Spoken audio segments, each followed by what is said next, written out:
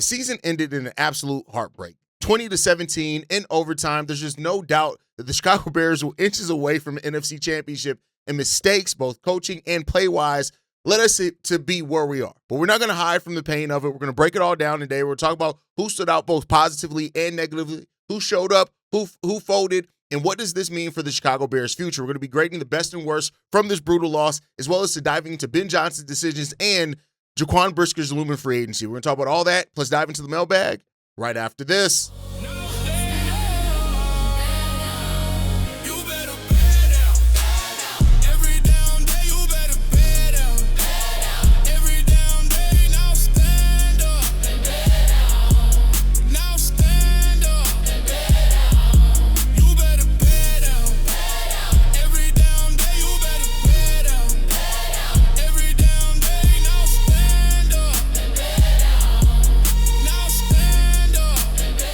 What's going on, Bears fans? Welcome to another episode of Chicago Bears Central, your number one spot for everything Chicago Bears related. I'm the host there, Haize, but more importantly, you guys can follow the channel at Chi Bears Central on every social media platform we happen to be on. With that said, let's go ahead and get into this content for today, y'all. And I want to start off talking about the best and worst performances from yesterday's game. We're going to start off with the best, start off positively, and one of the best that I got to give credit for was Jaquan Brisker. Jaquan Brisker played an absolute great game where it felt like he understood, hey, this is a moment, this is a chance for me to have my moment. He finished with 14 tackles, a team high in that game, 8 of those being solo, 1 tackle for a loss, one sack, 2 pass breakups, and a QB hit. It was probably undoubtedly his best game of this season and maybe his best game as a Chicago Bear, period, overall. And with Jaquan Brisker set to hit the free agent market at the end of the season, it's going to be one of the bigger questions here. We actually have a quote from Jaquan Brisker. We'll talk about more at the end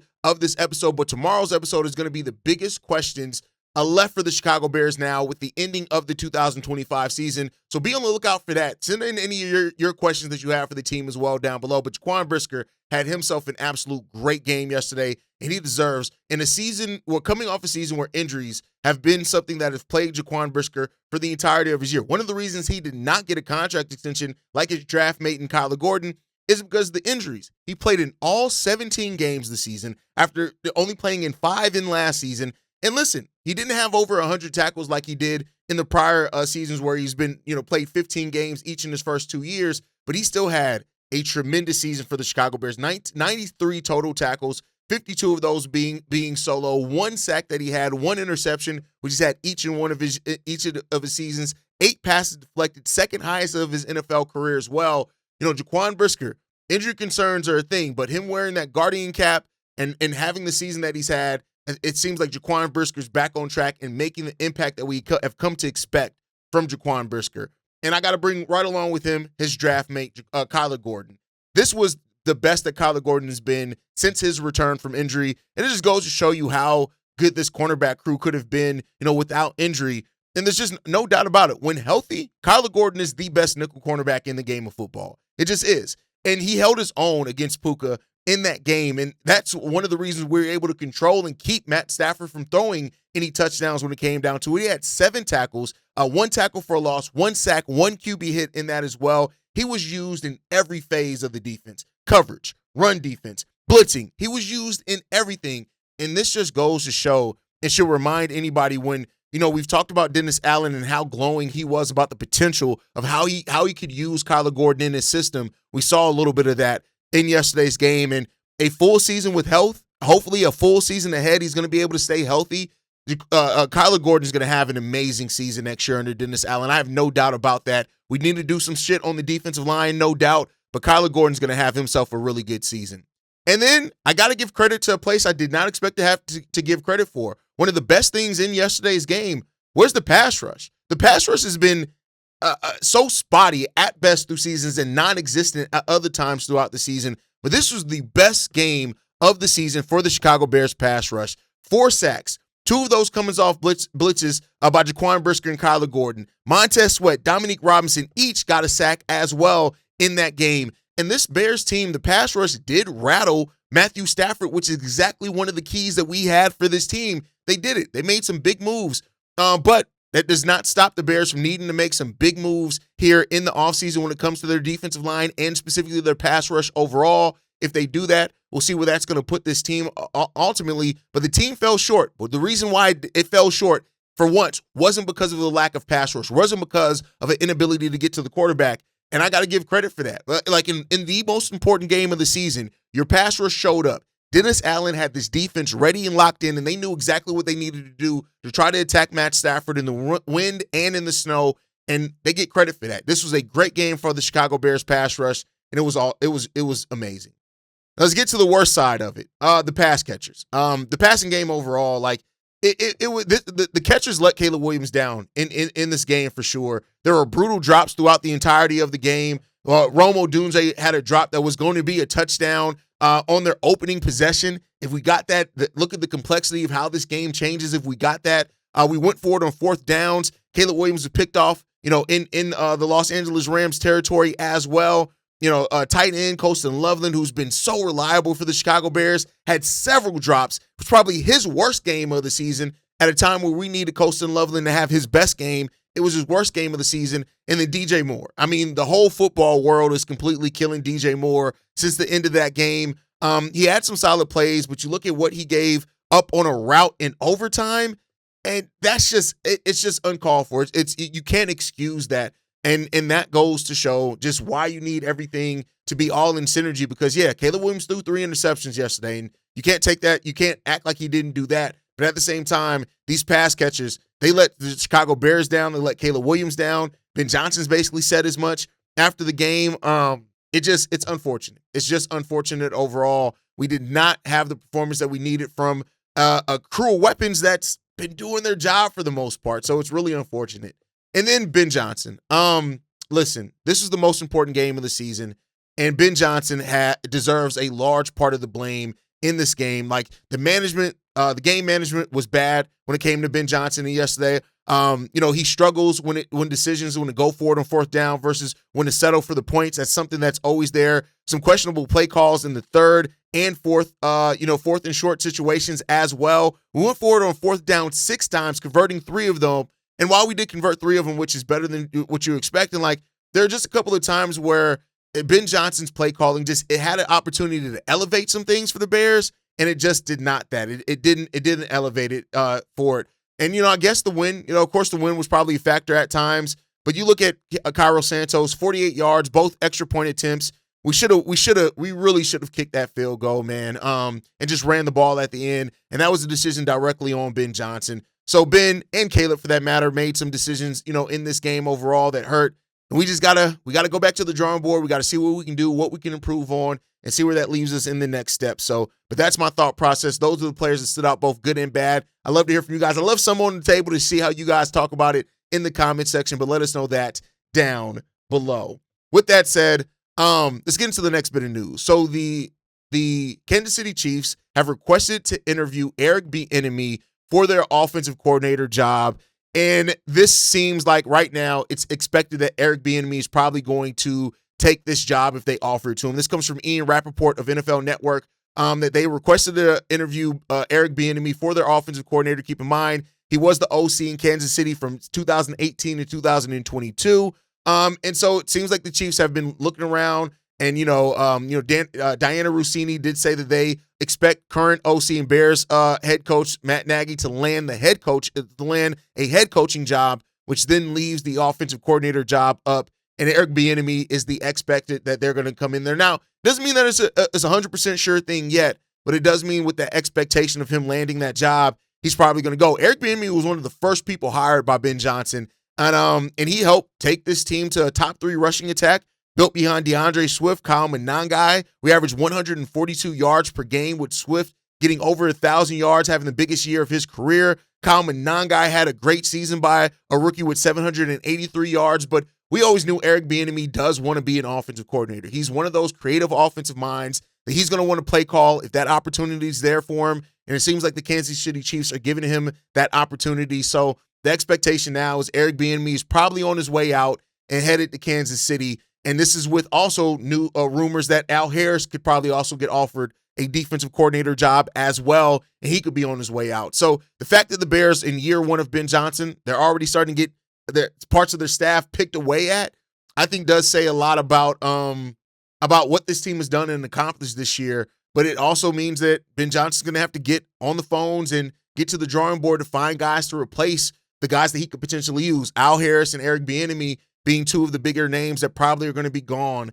and go to other situations, in this offseason. So we'll see what the Bears do with that. But I said we were going to talk a little bit more about Jaquan Brisker. Jaquan Brisker had a quote, and he said this: We're all not going to be here again. This team is going to look different next year, and it's sad because this is a special group. I really care about my teammates and coaches. I care about this city. Now, many people will remember this offseason, Jaquan Brisker did not get a deal after playing only 5 games in 2024, and I understood it. The Bears wanted to see what he can look like, if he can withstand a full season, what that looked like, and he did that. Now, with him being an unrestricted free agent, though, now, of course, they can use tags and things if they decide to do that. The season that Jaquan Brisker has had, some other teams may come calling and come knocking for Jaquan Brisker. The question then becomes about what do the Bears do? I talked about it in yesterday's post-game show that I could very well see the Chicago Bears maybe trying to give Jaquan Brisker a 2-year deal it doesn't even have to be a player option. You can renegotiate a contract in the last year of the deal, but give him a 2-year deal and then say, hey, you give us another season of basically full health like you gave us this year, and we can talk about big money in the next contract, but let's do this so we can fix some other things, fix the defensive line, and then put you in a position to maybe even make more money. And that's what you have to do. The whole NFL is going to be looking at, what to make of Jaquan Brisker and what he's done over his NFL career, and we'll see, right? It does seem like Jaquan wants to be in Chicago if we're going to offer him a deal, but at the same time, this is a business, and the Bears could very well look to draft another safety. Maybe a safety is available in the market. I want to see the Bears focus their assets first on fixing the defensive line personally, but, why create another issue? But I do think even with Kevin Byard's age, even if you do keep Jaquan Brisker, you probably draft another safety, one that maybe can fit with Jaquan Brisker long-term or replace him if needed if you end up not being able to keep him. So we'll see. Right now, Spot Rack projects him to have a $10 million annual salary on his next deal. And I'll say this, I don't mind that. I think that's a fair deal. It just depends on how and where the Bears have fixed the defensive line. Are they getting reasonable veterans? Do they feel like they're just drafting their next defensive line? The weapons that they have there, it's there. It's going to be a tough situation, but keep in mind, in the NFL, free agency is before the draft, so they're going to have to make that decision before they even go into the draft, and that's going to tell us a lot about how they view Jaquan Brisker and his future here with the Chicago Bears, at least in my personal opinion. So let me know what you guys think on that. With that said, I want to get into this quote from Ben Johnson before we get into the mailbag. Ben Johnson was asked about next season, and I love the response here from him. He said this: next season is next season. I mean, it's a whole different group. It's a whole different chapter. We'll have to write a whole brand new story. That's the thing about this. You put in all the work, you sacrifice, and you trust guys around you. I wish I could say this is momentum from year one and we'll take it. It doesn't work that way. It doesn't work that way. And honestly, I don't even want to talk about next year yet. Here's the thing. A lot of people are going to say the Bears overachieved this year. And we did, right? Make no mistake about it. We absolutely overachieved. But at the end of the day, now that you've overachieved, this is where you are. You can't hold yourself to saying, well, we overachieved, so, we're playing with house. No, fuck that. You're not playing with house money. Now you have to hold yourself to the standard of getting back to at least where you were. You have to hold yourself to the standard of being a playoff team in the NFC. You have to hold yourself to the standard of trying to win the NFC North. That's what you have to do. So there is no, we overachieved, so we're in a good spot. No, fuck that. Unless you want the wheels to just turn and not get anywhere, if you want to make forward progress, you have to put in the work. You have to do that. You have to have that dedication to get that done. And that's what we have to see from this Bears team going forward. Do they have the dedication to get it done and take it to the next step? If they do, great. And we'll see if they do that, right? The Bears were in a spot to almost pull off a victory in yesterday's game. But you don't get back to that spot by just saying, we overachieved, so we're good. No, stay hungry. Get hungry, right? Do those type of things. Ryan Poles, Ben Johnson, they have to get back to the drawing board right away. So lick your wounds, do whatever you need to do in exit interviews, but then you got to get right back to the drawing board. This season, you don't have to spend time on a coaching search. You may have to replace Eric Bieniemy and Al Harris, but you don't have to do a whole entire coaching search. Since you don't have that, I need the focus to be on how you improve this defensive line. How do you improve the holes that are on this team to get you to where you need to get to? That's the question that I have here for this team. And hopefully Ben Johnson and Ryan Poles got some answers for us because, hey, we need to find that out because I don't want to just say that we had a solid season and then fall the fuck off. No, we had a solid season. Now how do we build off of that and find a way to thrive even more next season? That's my thought process. But let's get into these voicemails, man. This first one that we have, this one's from Corn. What's the good word, Team Drip, man? It's your brother Corn, not calling a troll, not doing none of that dumb shit. I'm calling to say, y'all had a fucking great season. Great season. I see a lot of Bears fans are down right now. Heads down. Fuck that shit. Y'all oversee expectations. Y'all oversee expectations, bro. Y'all did this shit with a first-year goddamn coach, a rookie coach, and a second-year quarterback. And look, y'all was minutes away of going to the NFC Championship. The future is so fucking bright for you Bears fans. There's nothing to hang your head down. Y'all had a great fucking season. Y'all did y'all motherfucking thing.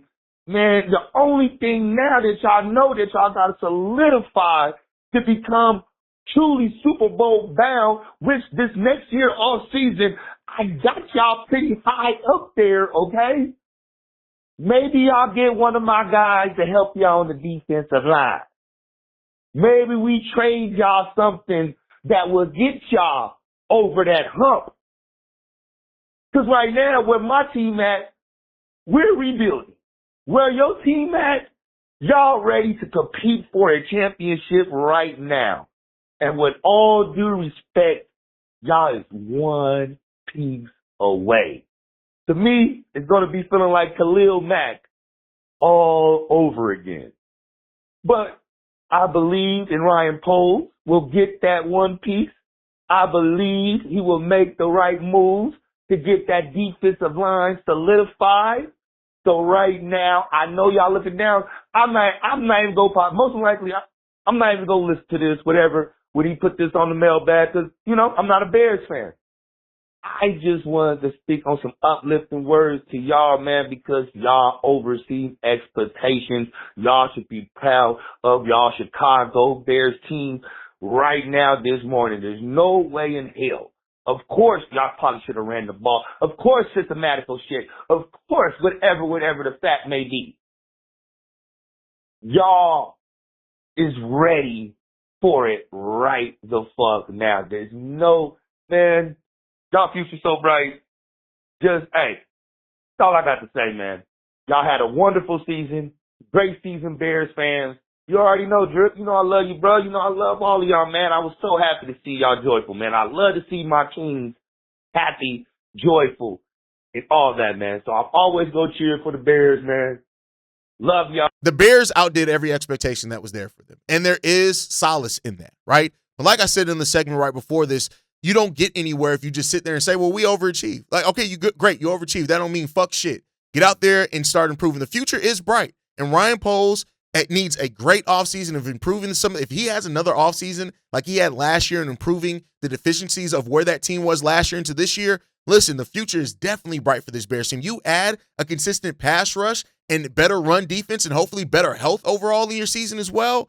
Listen, there's great. Like you make a great point. What the Bears did is not common. Going to the place that we went with a rookie head coach and a second-year quarterback, that's not common. But now you have to find a way to go out and do it again. You have to find a way to go out there and get even further next year, improve from where you were this year. Yeah, you overachieved, but you're not catching nobody by surprise next year. So we got to see how the Bears are going to deal with that. And now, there's, in a lot of ways, even more pressure on this Bears team. Let's see how they deal with it.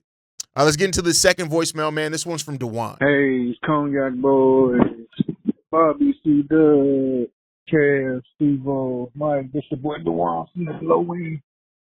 I was just calling in to say what a good job these boys did this year, man. Like I said, I wasn't going to predict the season, anything. I was going to let it play out the way it played out. They did good. Ben Johnson made the playoffs his first year. All I see is up from here. You know what I mean? He said expanded.